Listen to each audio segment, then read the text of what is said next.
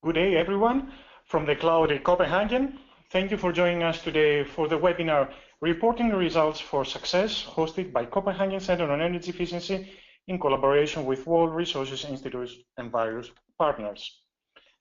This webinar is organized under the umbrella of the Building Efficiency Accelerator. My name is Aris. I work for the Copenhagen Center on Energy Efficiency, and I'll be the moderator of today's session. A couple of things before we jump into our very interesting webinar today. The webinar is going to last about 60 minutes long, and then we will have time for questions at the end. One of the questions we get every single webinar, even when I make this announcement, is if this webinar being recorded, and the answer is yes, we're recording it. More information on how to access the recorded webinars will be presented in a few minutes.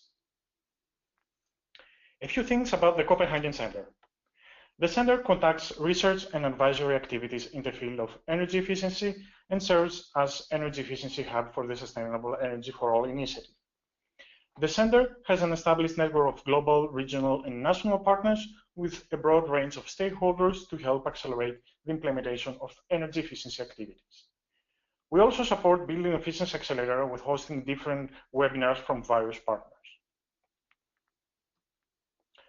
I would like to briefly introduce the speakers of today's webinar.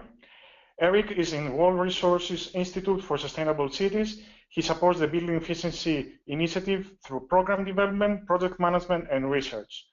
Carley and Alex are research analysts with the Global Climate Program of World Resources Institute. And Chang is a senior officer for the Low Carbon Cities activity in ICLEI. On a regular basis, the Building Efficiency Accelerator is conducting webinars. All materials, including recordings and presentations from previous webinars, can be found on Copenhagen Center Knowledge Management System. In the e-learning section, we have a shortcut for the Building Efficiency Accelerator webinar collection. The material of today's webinar will be uploaded there shortly. Finally, I would like to inform you that you can send us your questions during the presentations, and we will do our best to answer as many as we can at the end. Please do not forget to mention the name of the panelist that the question is for. So, with that, I'm going to hand over to Eric.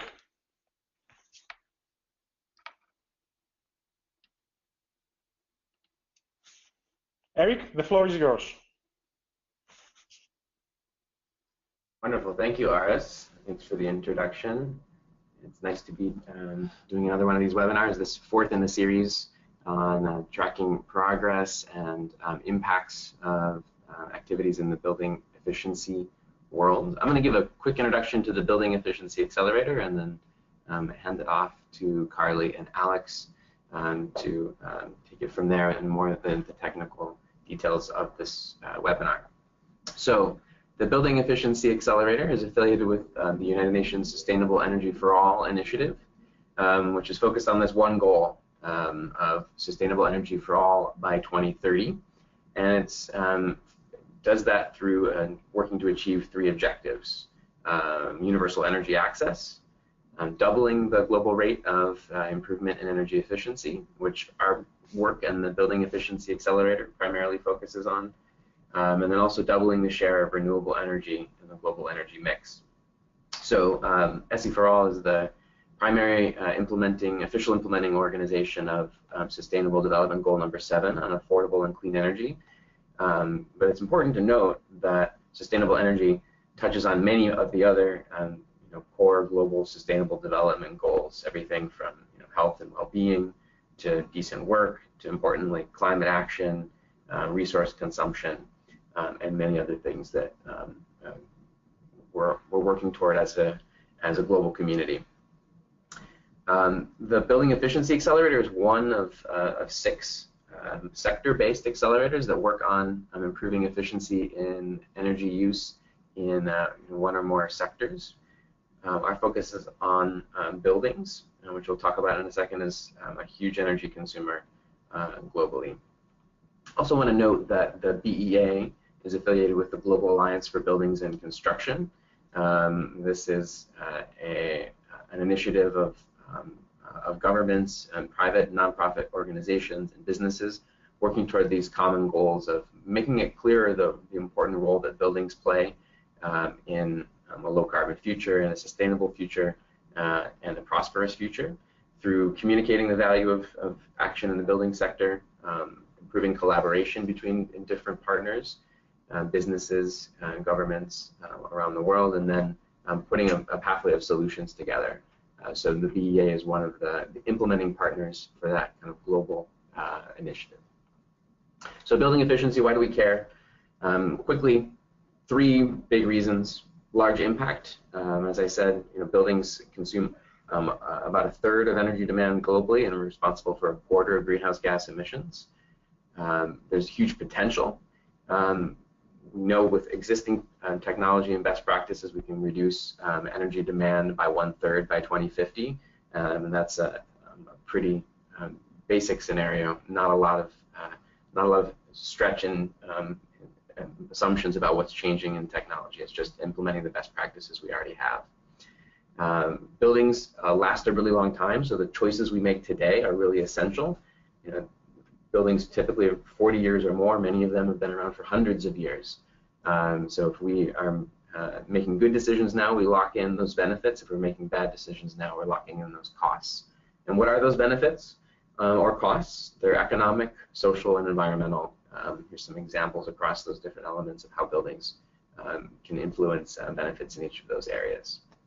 So the BEA, a little bit more about what we are. We're this global partnership of businesses, multilateral organizations, at this point over 35 businesses and organizations, and we work together to provide assistance and collaboration in support of subnational governments that are implementing, piloting, and pioneering the way on a lot of actions that can be scaled up in their countries as well. So at this point, it's 28 cities around the world in 17 countries, representing all the regions of the world. And what do cities sign up to do? They make an overarching commitment toward this commitment aligned with the Sustainable Energy for All goal of doubling the rate of improvement. And to make that tangible and actionable, we ask cities to do 3 things: to implement an enabling policy, 1 demonstration project, 1 or more demonstration project, and 2, create a baseline, and importantly, report their progress. So that's what we're talking about here, is measurement and reporting progress. And how does the BEA support this? Well, through 4 general categories. We provide assistance in processes in terms of how best practices for how cities around the world have prioritized actions. And we provide some support and resources in cases to actually have facilitated action development processes in some cities. We provide tools, expertise, and solutions, including what we're presenting today around tracking progress and estimating impacts. We connect cities with funding opportunities. We help to facilitate international recognition, collaboration, visibility, and also transparency and accountability in the commitments they're making and celebrating the successes that they've had. So with that, I just want to say we welcome new businesses, NGOs, and government partners, both subnational and national, to reach out with their interest. If you have questions, feel free to reach out to me or my colleague Debbie, and check out the buildingefficiencyaccelerator.org website to learn more about the BEA itself and some of our recent activities. So with that, I'm going to pass it over to Carley so she can introduce the core of our webinar concept, and I'll be back in a minute to tell you a little bit more about an example from the BEA. Thanks for joining us today. I'll go ahead and introduce the webinar. Today we're talking about reporting, and here's in the agenda of what you can expect from today's portion from me and my colleague Alex, where we'll discuss first some background and then uncertainty assessments, verification, and reporting principles and requirements. And starting with some background here on the purpose of this webinar, this is part of our Tools for Sustainability webinar, where we're going through step-by-step the process of conducting an impact analysis for your BEA policies and projects. So today's webinar, as Eric said, is the final one in our series, and we're looking to discuss why and how to report assessment results. And before going further in depth on the process, I'll go ahead and give it back to Eric to discuss reporting for BEA cities. Yeah, so just by way of example, I'm going to give an example of how we've been working with cities in the BEA to track their progress. So this is not necessarily reporting, but it can be one element of facilitating a way of being clear about what progress they're looking to achieve and making that progress measurable and visible to important stakeholders through reporting and other means. So just quickly, when we talk about what we're reporting, it's often things that are foundational to benefits that we'll see from energy efficiency. There are many different kinds of benefits of energy efficiency, and that's one of the things that's really important to identify with stakeholders about what you do want to be tracking, which sort of benefits do you want to be tracking, and understanding that up front. So we'll talk about energy savings and GHG emissions, what you see at the top here, mostly today, but there are a lot of other benefits, and it's really important to understand which ones are key to your stakeholders and to measure those ones that are most important. And why? So it's so we can understand what's the impact of what we're doing, so we can communicate our progress, so we can improve accountability and transparency toward the commitments that we've made, and so we can understand how we can improve our projects, improve our efforts, and how we can scale up for bigger impacts in the future. Maybe straightforward, but worth spelling out about why we track impacts and why we report them. So from the BEA's perspective, we'd like to talk about kind of 3 different progress to track. And we also have in the BEA, we have these 5 stages of activity, which I'm going to talk about how these kinds of these methods of types of tracking progress relate to these different stages. So key for the BEA, a lot of our work is around putting in the foundational elements, the enabling actions that are going to allow cities to save energy and see the benefits from energy efficiency that they would like to achieve.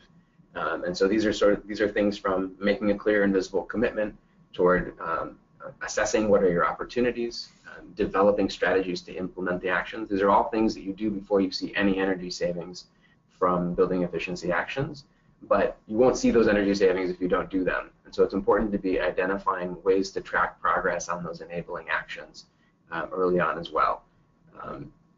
So today, in what Carley and Alex are going to be talking about, primarily, they're going to be talking about the second kind of progress, which is the impacts of policies and projects themselves. How do we know we're being successful once we've gotten to this point, in this case, stage 3, in the BEA terms of implementing the policies that have been committed to, assessed, and developed in the previous stages. And then finally, there's another I think important kind of progress, which is just understanding how your city is improving or your country is improving over time with energy performance. So that could be related to or independent of policies, and understanding how those policies can better enable or potentially harm progress toward energy efficiency is important to be thinking about as well. So Carley and Alex are mostly going to talk about number 2, but I just wanted to give the broader context of the different kinds of progress. So here's just an example of, in the BEA, what we think of when we think about the progression between different stages. BEA cities sign a partnership agreement. They'll go through a stage of developing kind of a public visibility toward their commitment, making an announcement, engaging stakeholders in a kickoff workshop. And stage 1, well, they'll be developing a work plan and identifying the actions that make the most sense to achieve that commitment. Developing the details of how they're going to implement those actions, so drafting policies, documenting and doing technical assessments for projects. And then the importance of actually doing things, the process of implementing a retrofit, of adopting a policy, making sure it's being implemented. And then finally, the really important element of improvement, which is why reporting and tracking can be really helpful helpful as well, as we talked about, to enable a process of continual improvement. So these are just examples from the BEA of kind of the milestones that we look for in progression between these different stages, and different kinds of things you want to be measuring related to tracking progress in each of these stages. So an example of those different kinds of things and how we do this in the BEA, I'm not going to walk through this in great detail, but we, at each stage, we ask BEA cities to identify goals, indicators, and methods for how they want to track their project progress. So again, this is even before you have any energy savings to count on, you have these foundational activities that you need to put in place. So, you know, your goal for stage, the commitment stage is establishing a shared vision through your kickoff workshop, engaging stakeholders, for example.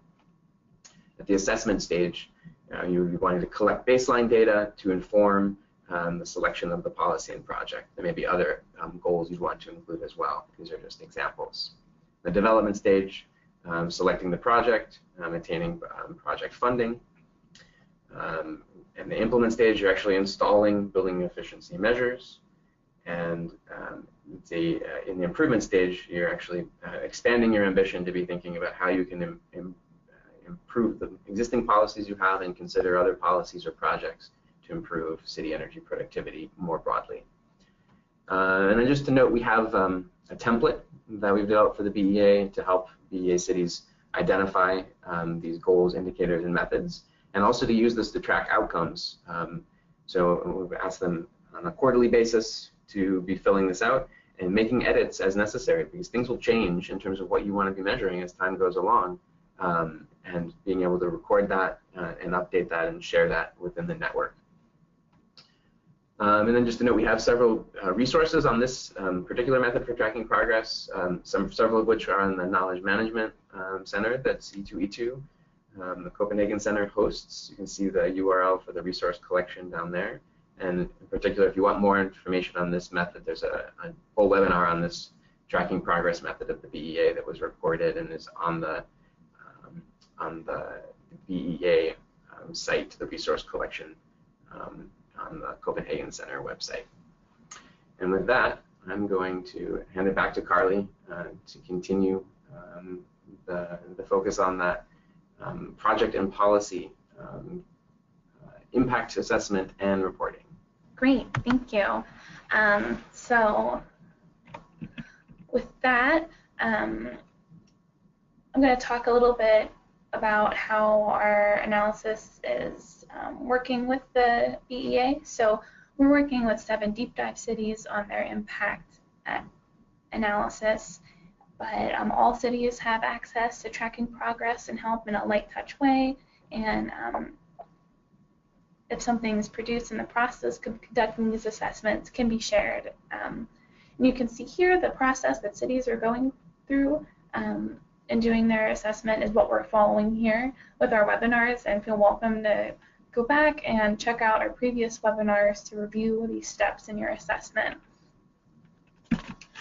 So just a reminder that what we're using today is from the Greenhouse Gas Protocol, which sets the global standard for measuring and managing greenhouse gas emissions.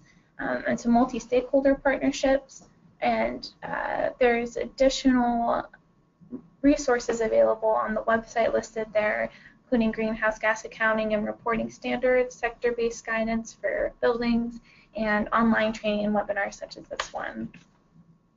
And specifically of the Greenhouse Gas Protocol standards, we're using the policy and action standard throughout this process. And this looks at the given impacts of a policy and project, whether the policy or project is on track to deliver expected results, and what effect a policy or project has had on greenhouse gas emissions. And here are the steps in the assessment from the table of contents. This reviews what we went over before in our past webinars of defining the policy and action, identifying effects, and then estimating the impacts of those key effects against the baseline scenario. And today we'll be going over, of course, the verification and reporting stage. So with that, let's go ahead and get started on best practices for reporting and uncertainty assessment. So this is a systematic way to quantify or qualitatively note were potential sources of uncertainty in a greenhouse gas assessment. It's important for improving quality of the assessment and maintaining confidence in the results, and it's really important for being able to interpret the greenhouse gas assessment results.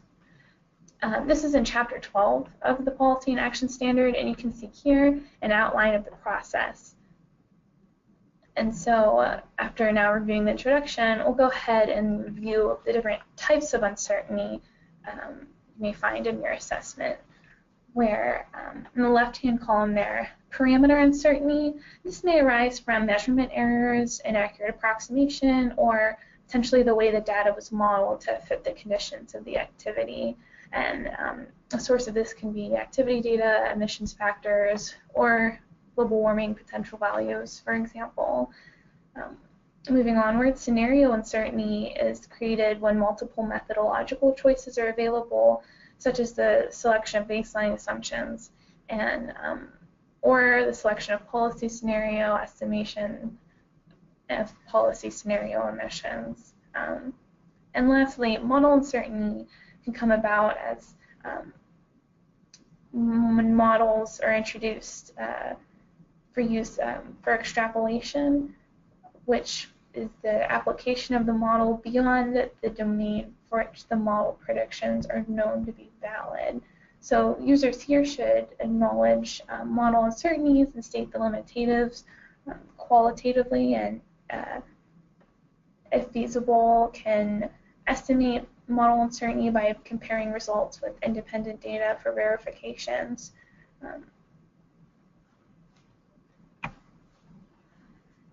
And now, knowing the types of uncertainty, different range of approaches also exist to conducting the uncertainty assessment. And you can see, moving from the top row here, from a lower to a higher level of rigor, users should select the approach based on the objectives of the assessment, the level of accuracy needed to meet the stated objectives, data availability, and capacity or resources. Depending on the methods used and data availability, users may not be able to quantify the uncertainty of all parameters in the emissions estimation method, or quantify the uncertainty of the total estimated change in greenhouse gas emissions and removals, but the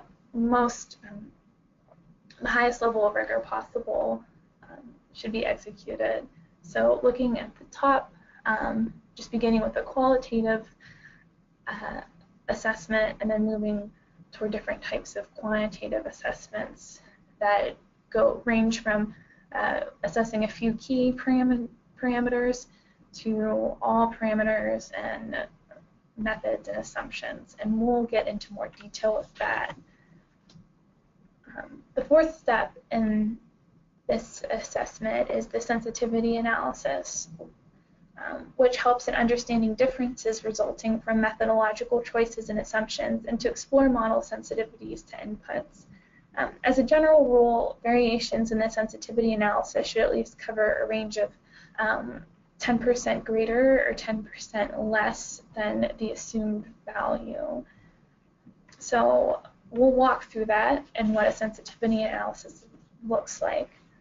And here we have an example from the Climate Change Office of Chile's Ministry of Environment and their Energy Efficiency Department for the Ministry of Energy, where they carried out an ex-ante assessment for a program on minimum efficiency performance standards for residential lighting.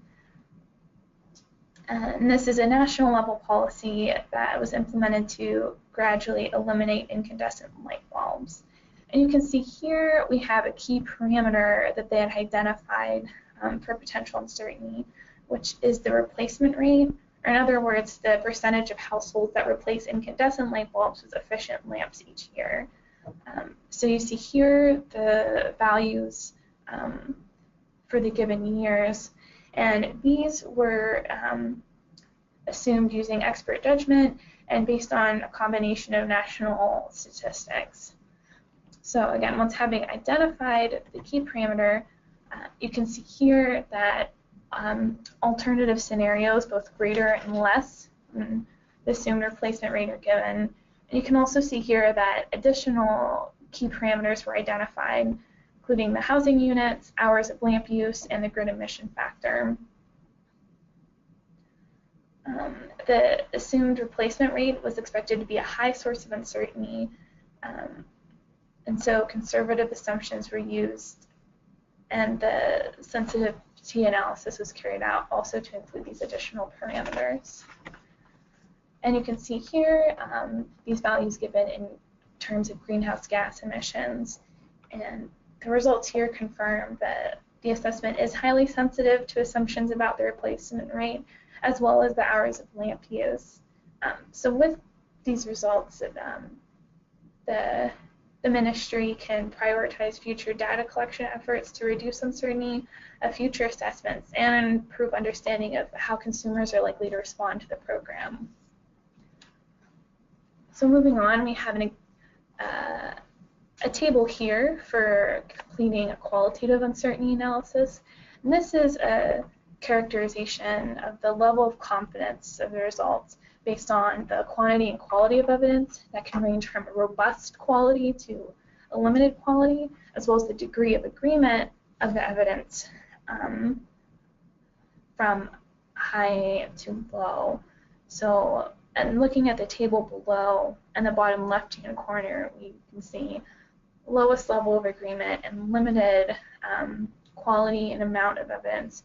Moving outward, you see evidence moving from a medium to robust quality, and agreement along the y-axis moving from lower to higher levels of agreement, where you want to be shooting for the top right-hand fields there of high agreement and robust evidence. And the level of confidence here is an important metric to express qualitatively the certainty of the validity of a parameter value or result where quantitative assessment can otherwise take place. And so we'll go ahead and review what some options are in the processes for a quantitative uncertainty analysis, which this type of assessment can provide more robust results than qualitative assessment, as it can better help users prioritize data improvement efforts of the sources that contribute the most to uncertainty. And so this requires collecting the appropriate information to estimate overall uncertainty based on specific source or sink estimates of uncertainty at a specified confidence level, such as a 95% confidence level. And here we have, of the uncertainties, single parameter uncertainty assessments. And here are a range of different approaches, starting with a measured uncertainty approach, which uses standard deviation, moving to other examples such as probability distribution, using commercial data sets, or even a pedigree matrix approach based on qualitative data quality indicators, and really depends on the project or policy being assessed and the methods and parameters and what's most appropriate.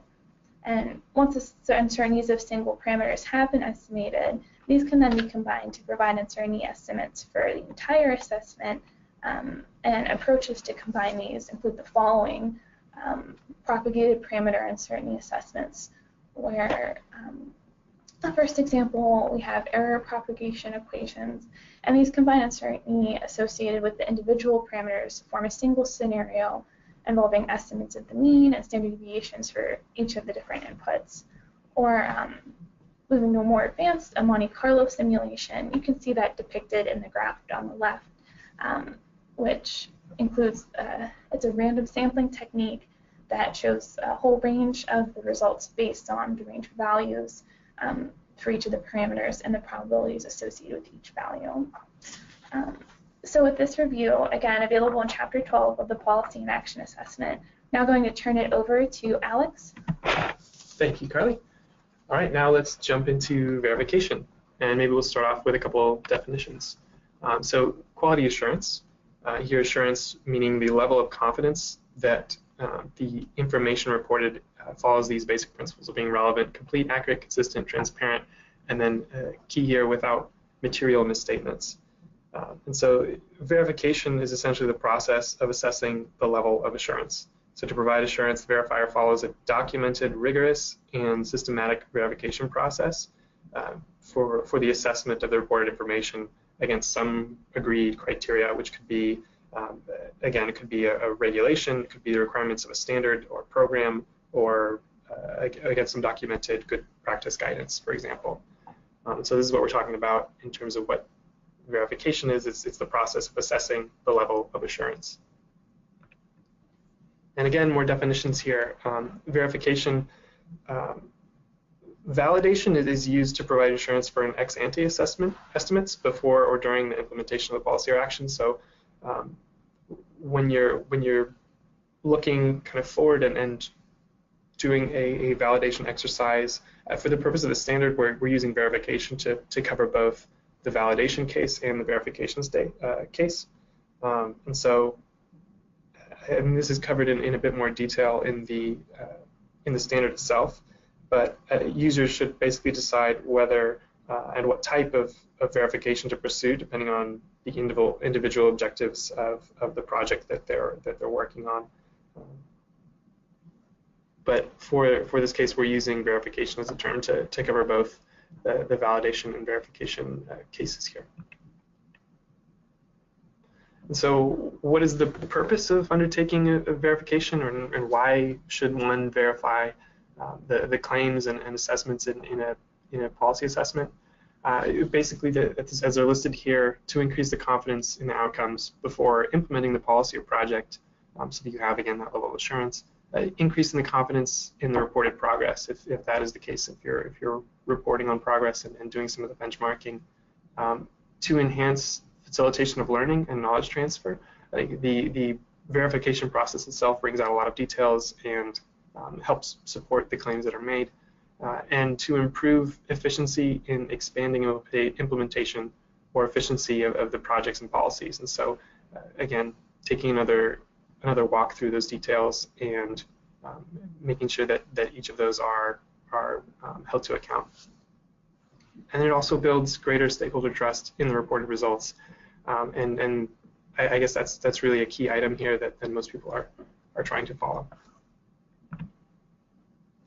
So what is the general verification process? We start off with the planning and scoping. So this involves prioritization of effort by the verifier towards the data, methods, and information that are most likely to affect the reported changes in GHG emissions from a specific policy or action. And so that's looking at the data, methods, and everything, and just planning out a timeline and exactly what to look at for this. In this second box here, identifying data, methods, and assumptions, this step requires identifying GHG emissions from the sources and sinks included in the baseline and policy scenarios, as well as the assumptions and methods that are used to estimate the changes in GHG emissions. Then the verification, this big step in the middle, requires carrying out all of the various verification activities as planned in the schedule. So the main steps in the schedule would include the collection and analysis of evidence, as well as the appraisal of the evidence against a standards criteria, as we mentioned just briefly ago. So the verification process generally includes determining whether the requirements in a standard or in a practice or program, whether those requirements are correctly interpreted by the user, and whether the assessment is in conformance with those requirements.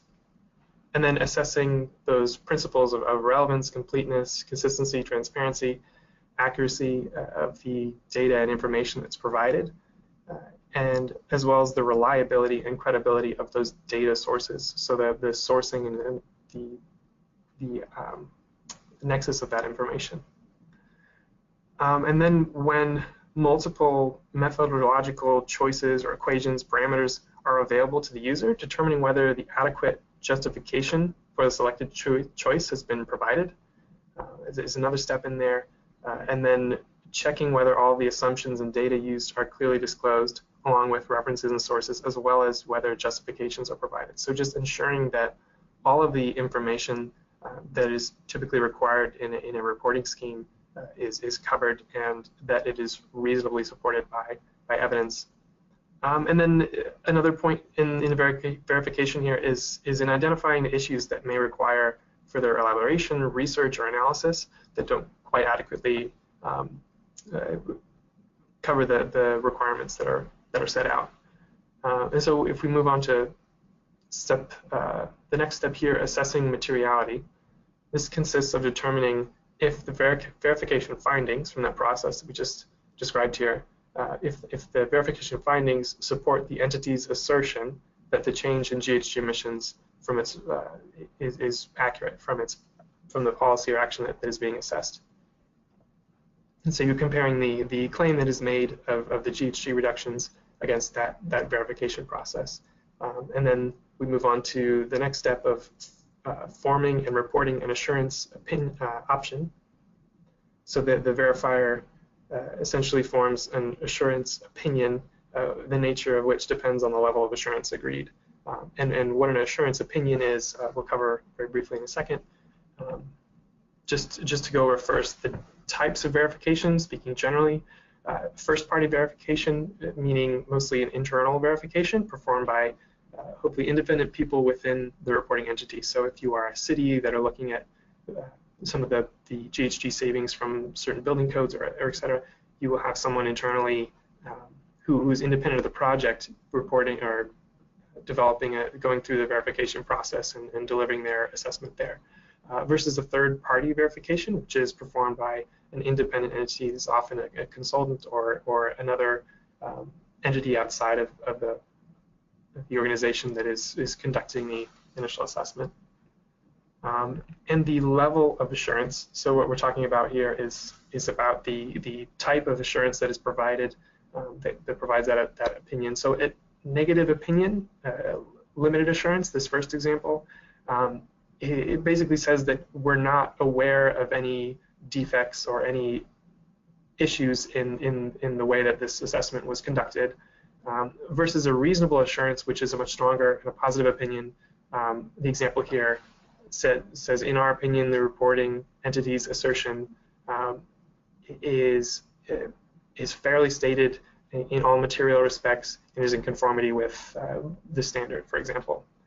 So those are the two kind of levels of assurance that are kind of the goals that people work towards. One of them, the reasonable assurance, of course, is a bit stronger, but both are considered levels of assurance, and I think it's a consideration to think about when setting out this verification process.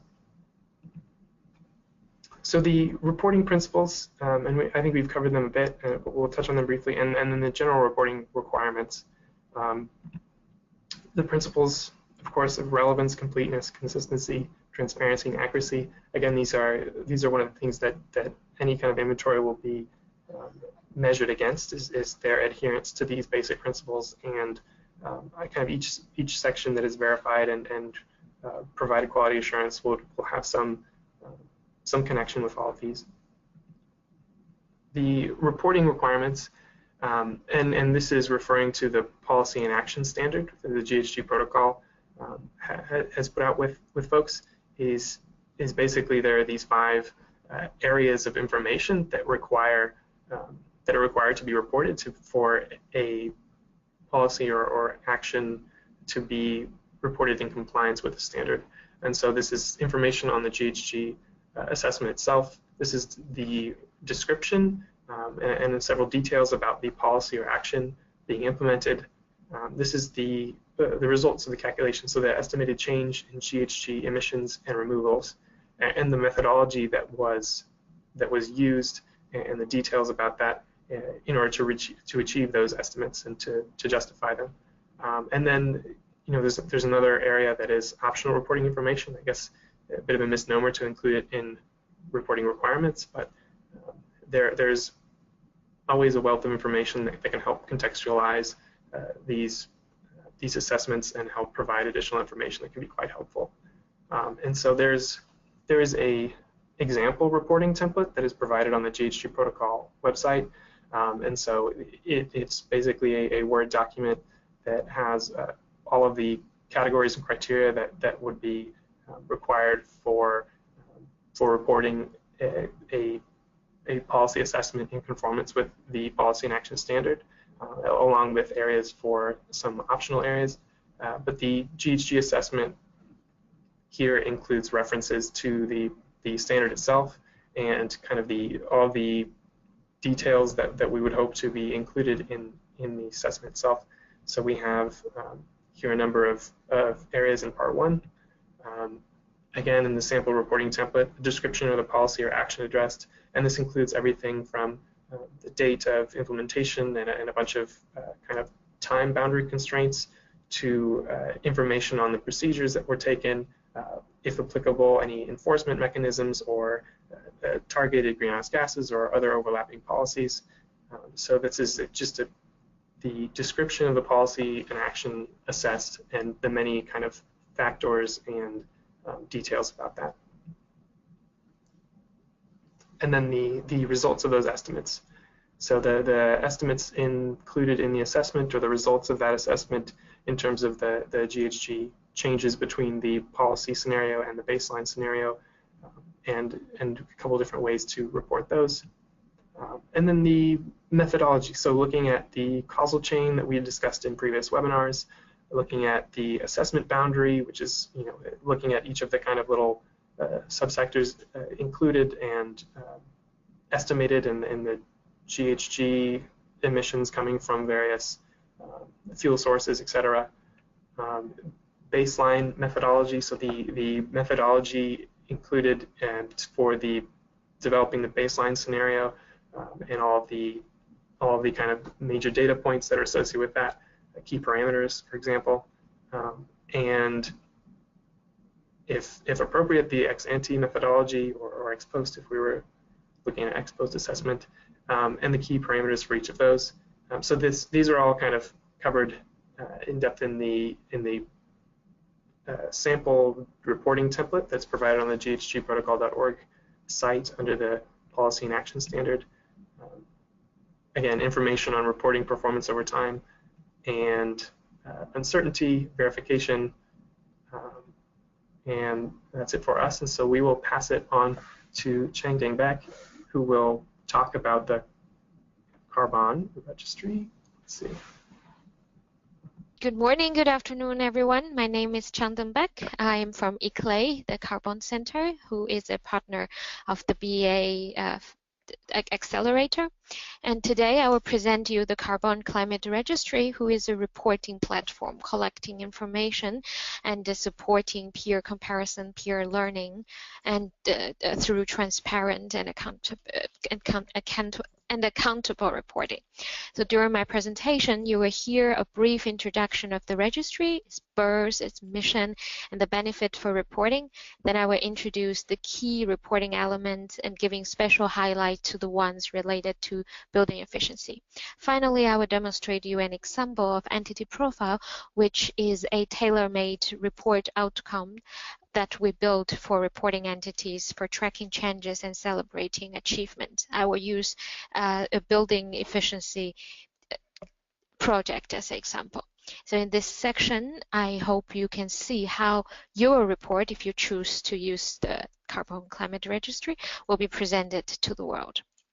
So let's start with the introduction. What is the Carbon Climate Registry?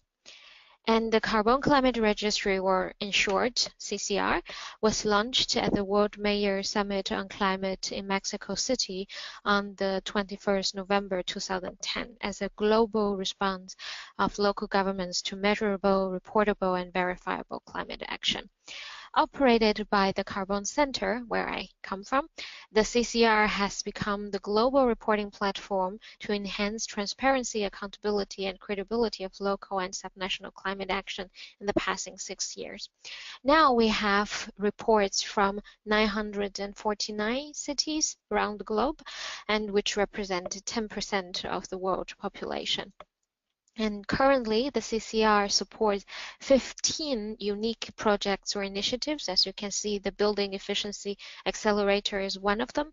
And that also include the Compact of Mayors, and we are also a prime data partner of the UNFCCC's non-state actor zone for climate action platform, in short, NAZCA.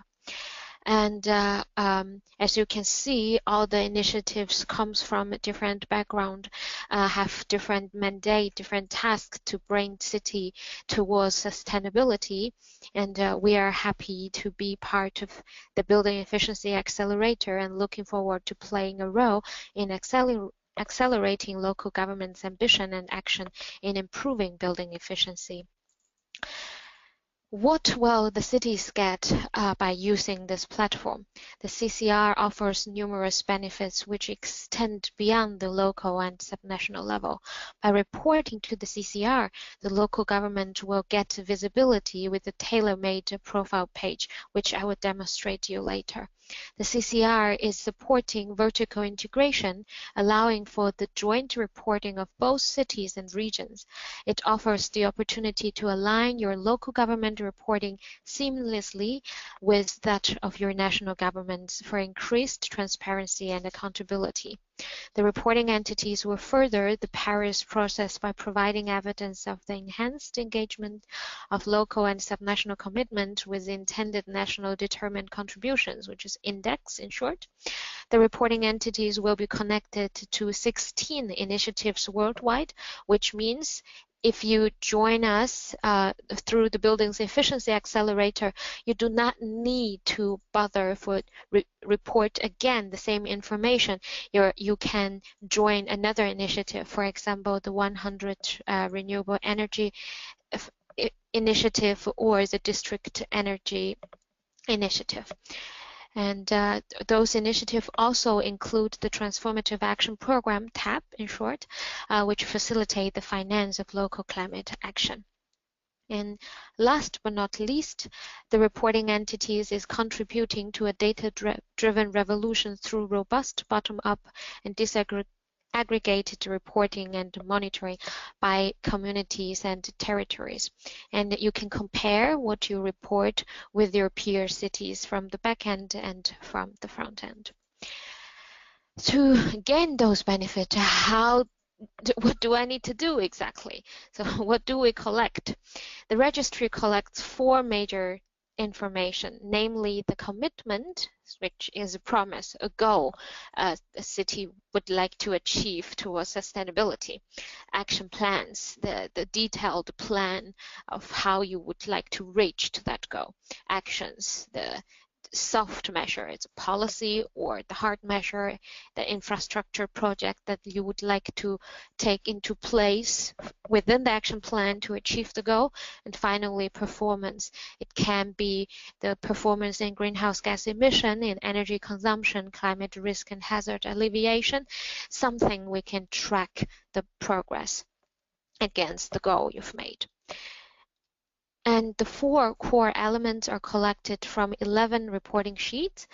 They are README, which is just a brief introduction, the account info, which collects identification information of the reporting entity, and government, which set a context, and it provides the referential benchmarking information for all the following reports that the city will submit.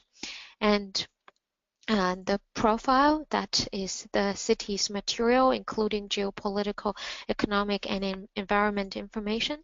Target and commitment, as I introduced above, which is the quantifiable goals the city wants to achieve towards sustainability. Action plan, a brief overview of the action plan.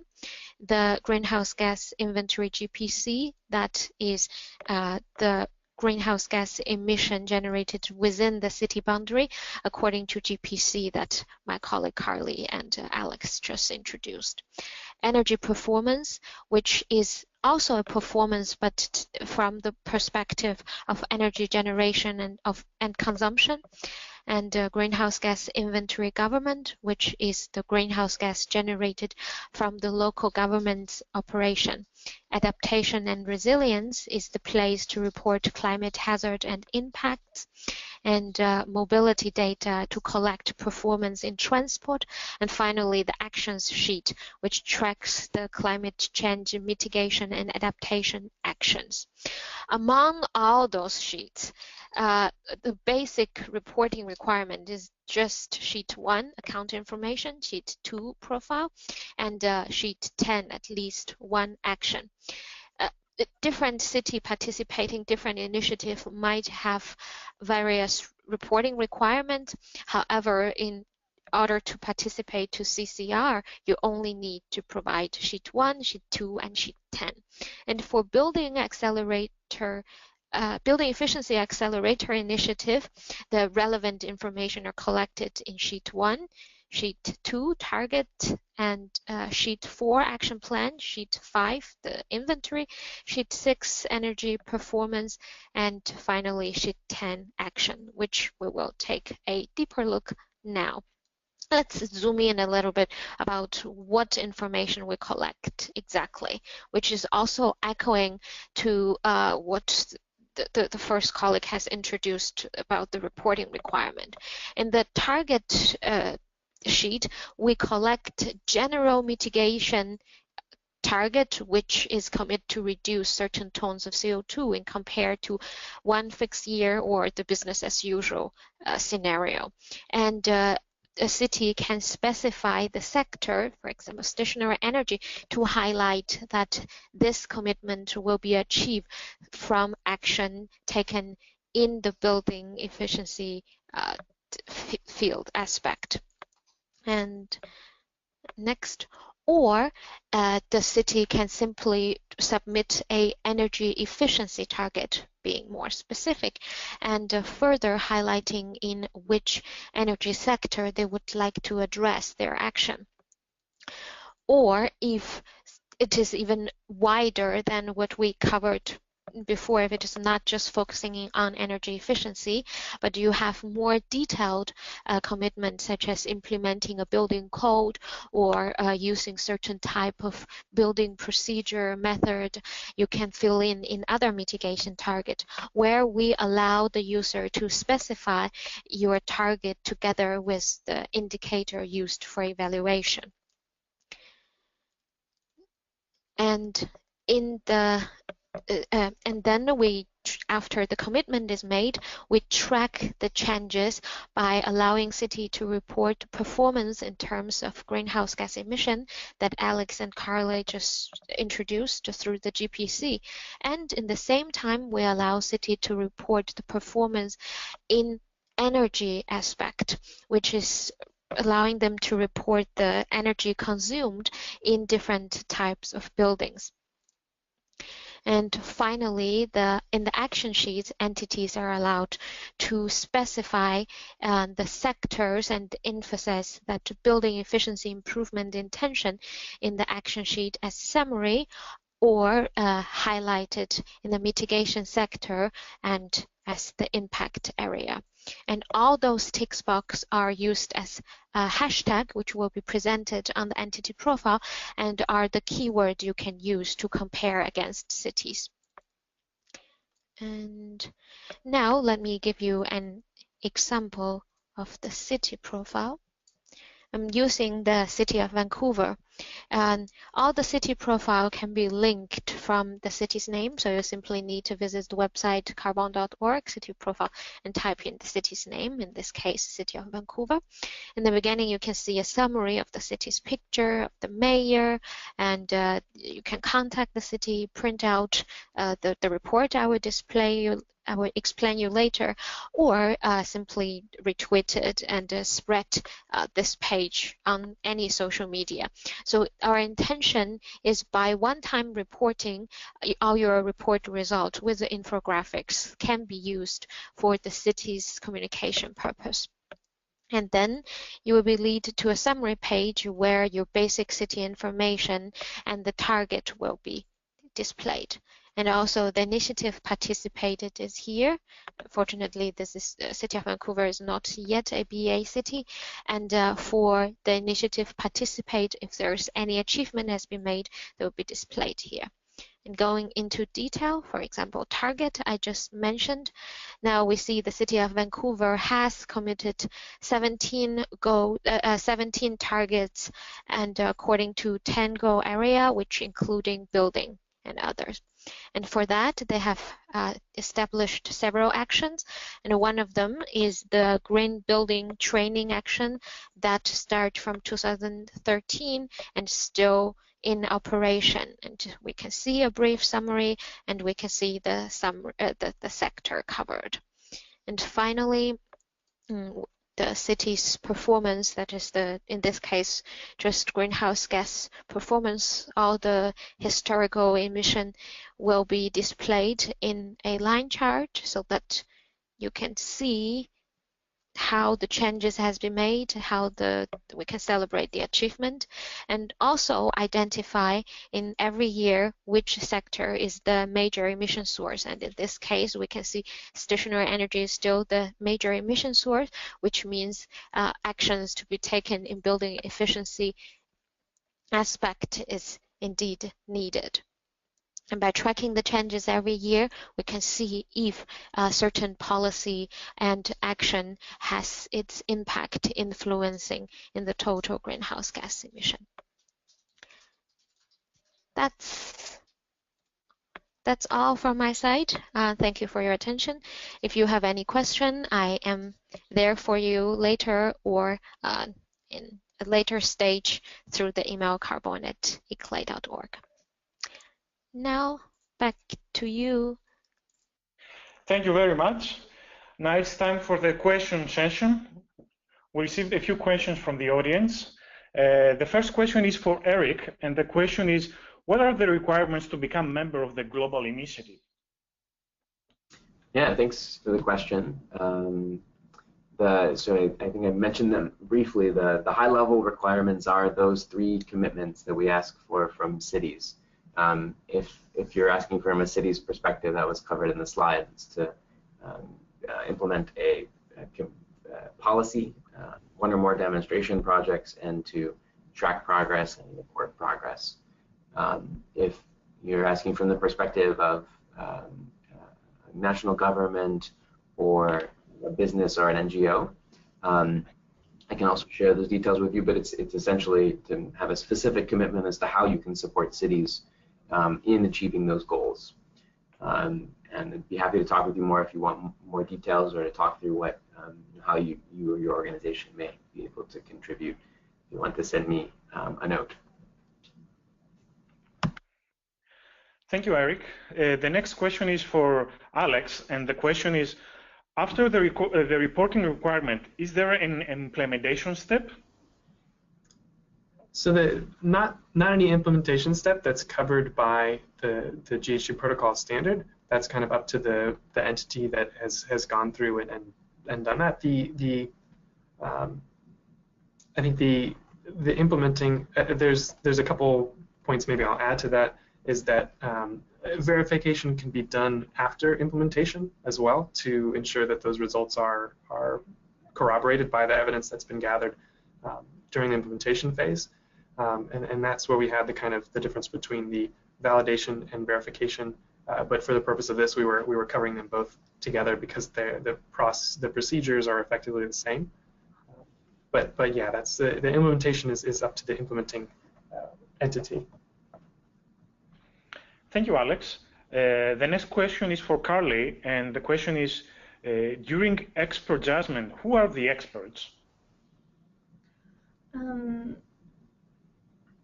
Those conducting the assessment, ideally, and it depends on the capacity and the expertise available to conduct the assessment, or consulting expertise in existing literature, of course. Yeah, any of those sources as available. Okay, thank you, Carley. Our next question is for Chang, and the question is, how do you ensure the quality of data that you receive through the Excel file? Okay, first of all, we have a completeness check. We have a completeness check after receiving the sheet. I don't know if I can show my screen now. And so if there's any, oh, thank you very much. Yeah, I hope you can see that. On the reporting sheet, we always have a counting down of if there's any information required and not yet filled. And we will, after receiving the sheet, do a completeness check, which is pretty much about if all the required information are submitted and if there is any basic mistake that which means the reporting information are contradiction to each other. That's the first thing. And the second thing is we do have a verification procedure for cities that participate in Compact of Mayor in terms of their greenhouse gas inventory. And for cities that did not participate in the initiative that requires a verification, we will not have that procedure in place. We basically believe that cities' reported information is with a trustworthy quality. Yep, that's it. Thank you, Chang. Thank you for the detailed responses to the questions. Ladies and gentlemen, finally, we come to the end of the webinar. I would like to say thanks to Eric, Carley, Alex, and Chang for the informative and interesting presentation, and to the audience for their active participation. The presentation will be beneficial for all stakeholders involved in green building. Thank you for your attention and wish you a good day or night from Copenhagen.